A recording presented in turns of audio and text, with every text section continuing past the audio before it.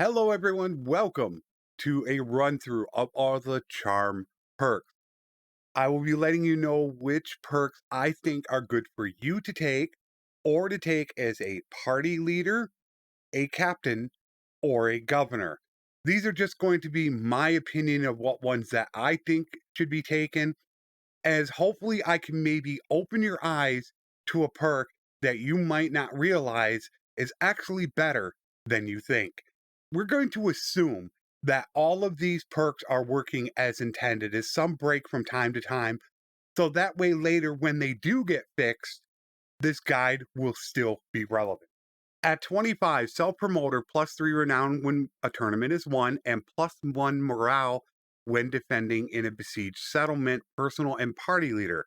And we have morale, which is +30% more likely to have children, and a 10% daily chance to get +1 relation with a random notable in a governed settlement while a continuous project is active, which that is a governor. Now, for your character, this all depends on if you want more children, is what this comes down to. A note on that perk: only one of you, being you or your wife or your spouse, needs to have the perk. They do not stack. So if you do not want to take this perk, you can end up giving it to your wife, and that would free you up to take self promoter. Self promoter is absolutely amazing. The +3 renown when winning a tournament, that would give you 6 renown at the beginning of game when winning a tournament, and +1 morale when defending in a besieged settlement. Party leader perk, so it's great also. So obviously, for yourself, you would probably want to take self promoter, and as a party leader, obviously you would take self promoter as well, as that's the only one there. You do not have any captain perks. And then, of course, if you're going to have a governor, I would probably end up taking the Viral perks, as you get that governor bonus and you really don't get it from the other one. At 50, Oratory and Warlord. This is one that I actually take at two different times.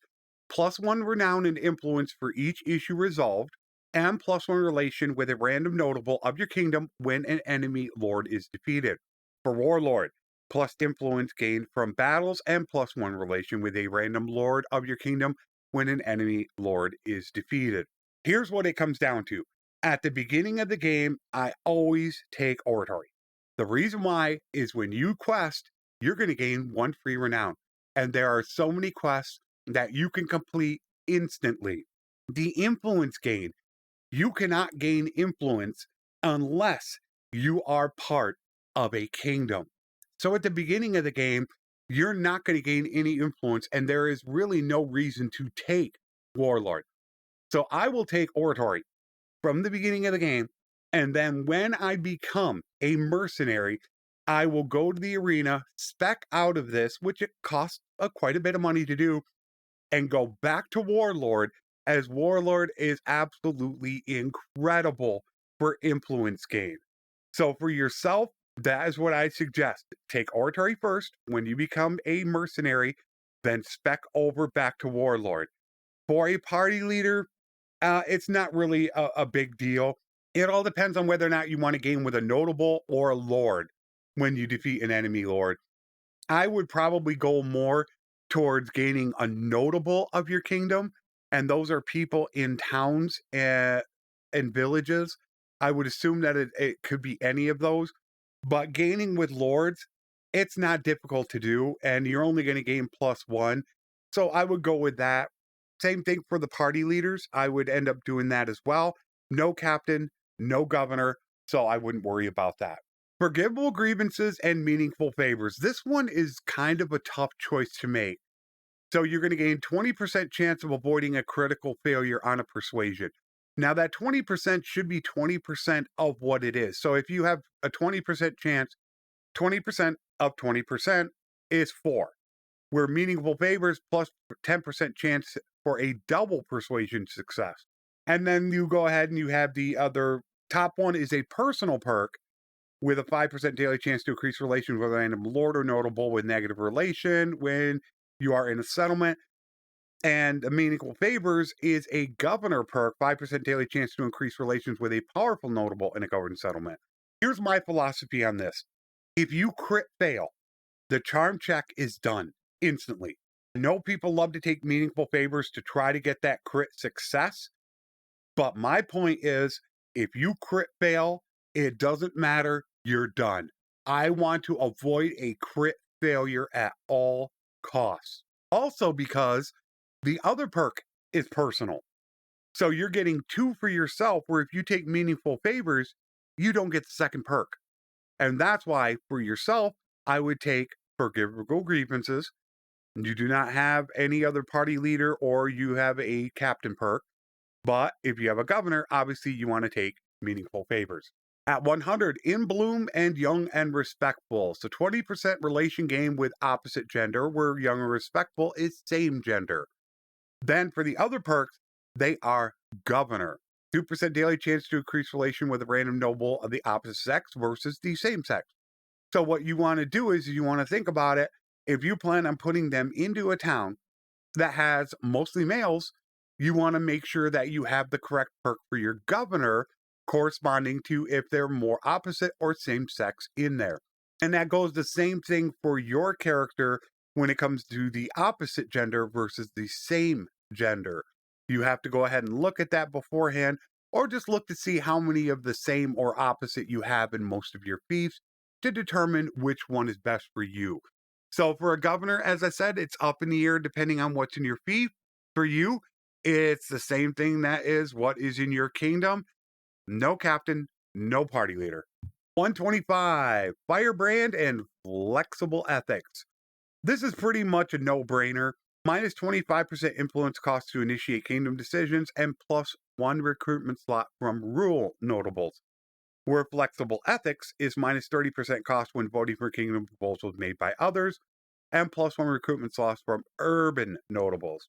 This is why it's so easy to do. First of all, firebrand. Minus 25% cost to initiate kingdom decisions. The most important part of that is policies. Policies at the beginning of the game are expensive, and you're going to get a minus 25% cost. Go ahead and initiate those kingdom decisions to get those policies enacted. Also, plus one recruitment slot from rural notables. That means castle bound villages where you're going to have your noble lines. Plus one recruitment slot from urban notables and flexible exits is from towns. I don't want the towns as much as I want the villages for noble lines. Also, because if it is your town, you're going to gain relation really fast, especially from the town. So I would go firebrand all the way. And it is clan leader, party leader. So obviously, for a party leader or a clan leader, you would take firebrand, no governor, and no captain. 150, effort for the people and slick negotiator. Now, this one can be a little bit of a sticking point, as I don't really use a lot of mercenary troops, but if you do, then obviously you want to go with it. Now, the effort for the people, plus three relation with the nearest settlement owner clan when you clear a hideout, plus one loyalty if it is your clan. If you are going to be clearing hideouts, and it can be important to clear a hideout because I believe they give minus three security when a hideout is there, that could be pretty important to go ahead and do. The other part of it is minus 25% barter penalty with lords of the same culture, or minus 10% barter penalty with lords of different cultures. That depends on whether or not you're going to trade. So it all comes down to, are you going to be using mercenary troops? If you do, slick negotiator. If not, I'd probably go with effort for the people. And that way, when you do clear hideout, you do have that. And of course, depending on whether or not you're going to barter, I don't barter much. And I don't use those mercenary troops. So I do go with effort for the people. 175, good natured and tribute. This one is kind of a hands down easy pick. 100% influence return when a supported proposal fails to pass. Plus one extra relationship when you increase relation with merciful lords, where tribute is plus 20% relation bonus when you pay more than a minimum amount for a barter. I don't barter much. And then plus one relation when you increase relation with a cruel lord. I don't really worry about the secondary perk as much, but when it comes down to it, good natured, 100% influence return when a supported proposal fails to pass. Yeah, that's because when you go ahead and make a proposal and it's not going to pass, all you do is you'll get it all back if they're not successful. So it allows you to be able to use certain methods to be able to drain influence or get people to vote the way that you want them to. So I always go with good natured, as I feel that is way more important in running a kingdom. 200, moral leader and natural leader. Now, we're going to assume that this is working correctly. There have been many problems with this in the past, and this one can be a little bit up in the air. Morale leader, +1 persuasion success required against characters of your own culture. That is when you do charm checks. You need 4 charm checks. If you have this, you only need 3. You have to decide, do you want to go with your own culture or opposite culture? So if you're, let's say, Botanian, you might want to think about natural leader, as there are more of other cultures out there than Botanian. So you want to have a better chance. You can always spec depending on who you're going to recruit. If you're Empire, about 40% of the world is Empire, so maybe you want to stick with morale leader or moral leader. But early on, natural leader is quite important because of the clan leader plus 20% experience gain for companions. So therefore, what I like to do a lot of times is I will run natural leader unless I know I'm going to try to recruit somebody in my own culture. Then I could spec over to morale leader or moral leader. And that's what you want to look at doing. The 20% experience gain companions are slow at gaining XP. So you might want to think about running natural leader first and then possibly specking back over later on. 225. This is another one of those where I can take it multiple times. Parade, +5 loyalty bonus to a settlement while waiting in that settlement. Okay, here's why it's important. When you first take any fief, it's going to have a little bit low loyalty on it. This is going to be able to get you that loyalty up super quick because construction is based off of loyalty. The higher loyalty, the more people will work and the faster construction is. So getting that loyalty up as high as possible right away to build those projects is important.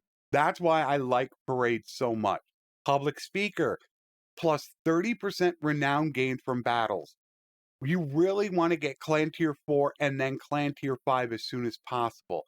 Initially, I will take public speaker and later I will spec it back over to parade to help out if need be. Of course, once you get clan tier 6 and no longer need morale, then I would probably go ahead and spec it back over regardless. However, it does have a governor perk for plus 10% effective from forums, markets, and festivals. Early on, I will take public speaker and spec it back over to parade. For a governor, you would obviously want to take public speaker. There is no captain, and for a party leader, gaining 5% daily chance to gain one relation with a random lord in the same army. I don't know how that works as far as your companions are concerned and family members, or just for you. I'm not exactly certain how the Tail World Code is, so that one could be a little bit up in the air. But as I said, I would probably have it on parade for anybody else. And the last two, which is no choice, camaraderie, double the relation gain for helping lords in battle. That is when they get attacked or they attack somebody and you assist them, you will gain double what the normal amount of relation gain from a battle and +1 to companion limit. Then, of course, 275 Immortal Charm, which was nerfed recently. Now it's just a flat 5 influence per day, where it used to be a lot more, where you could get upwards of, I believe, 12 or 13 influence a day. I wouldn't worry about too much going over 275, is the only thing you're really going to gain is a little bit more relation increase when you do certain things. So I would just get this to just over 275 and call it good. Since it's a flat 5, one note on this perk that a lot of people don't really understand. This is the only way in the game to gain influence when you're not in a kingdom. This is something that I use to gain influence before I become a vassal, and that way I can immediately make armies and pull people in because I gain a bunch of influence while I'm not in a kingdom, and it stacks up. It doesn't go back to 0 when you join a kingdom. So getting this before you become a vassal can be insanely powerful. So I hope this helped you out. If there are any other questions, please ask. As always, my friends, take care and thanks for watching.